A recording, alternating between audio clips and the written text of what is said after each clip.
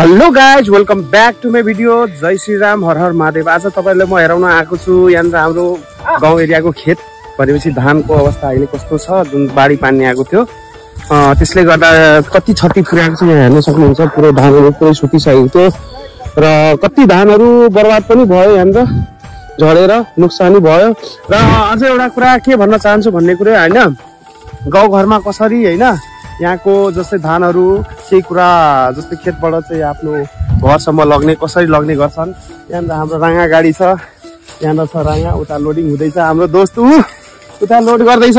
तपाईहरुलाई भनेको छु कि कति मेहनती छ मेरो दोस्त। छिटो छिटो भन्दा छिटो अब डेली खोज्नु पर्छ। यहाँ हेर्नु कति मेहनती छ। यहाँ अर्को दाजु पनि छ। दाजु एक बार हाम्रो हिरो अनि यहाँ तपाईहरु आउन सक्नुहुन्छ यसमा चाहिँ राइड गर्नलाई। यो हाम्रो ब्ल्याक थार हो हैन, तपाईहरु अब चिन्नु भयो होला। यो पहिला हाम्रो फर्स्ट जब पहिला सुरुमा हामी थारको भिडियो बनाएको थियौं त्यति बेला नै युज गरेको थियौं।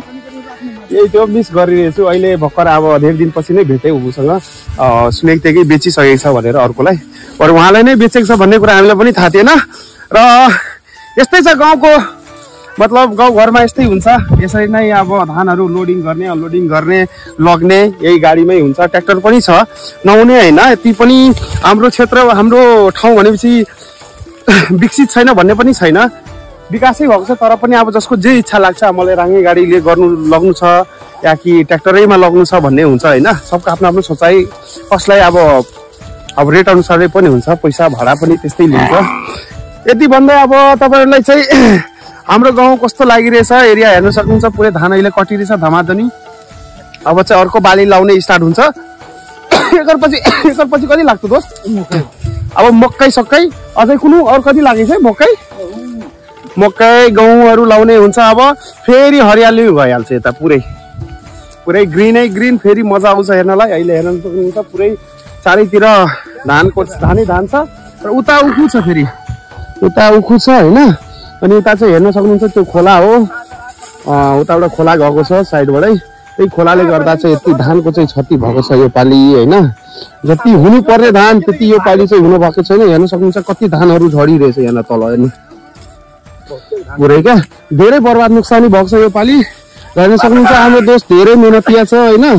तपाईहरु कतै उसको लागि कुनै केटी तपाईँ मतलब कसैले इन्ट्रेस्टेड छ हैन मेरो साथीप्रति आउनु सक्नुहुन्छ, कुरा गर्नु सक्नुहुन्छ हामीसँग हैन। डाइरेक्ट हामी जन्ती लिएर आउँछु, बेहुलालाई ल्याउने काम मेरो।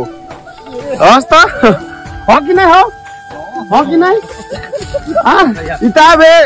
इटाबेर कहनो हमारे दोस्त के जंती जही पड़ते नहीं हो जय पड़ते ना हो बिना के जंती। तब में मोहर मारते एक ना भरे फूल छाप में मार लगले लालटेन छाप में मारे पड़ले ना मोहर।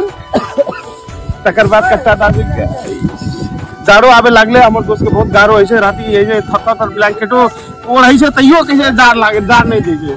ब्लैंकेट चाहिए ना, आप ब्लैंकेट चाहिए, आप दूसरे चाहिए ब्लैंकेट की मतलब बुझाइ बुझ लो। त गाइस तपाईहरुले म यही कुरा हेराउनै थिए र यति भन्दै म आफ्नो यो 2 शब्द यही टुङ्गाउन चाहन्छु र यो ब्लग यही इन गर्न चाहन्छु। धन्यवाद।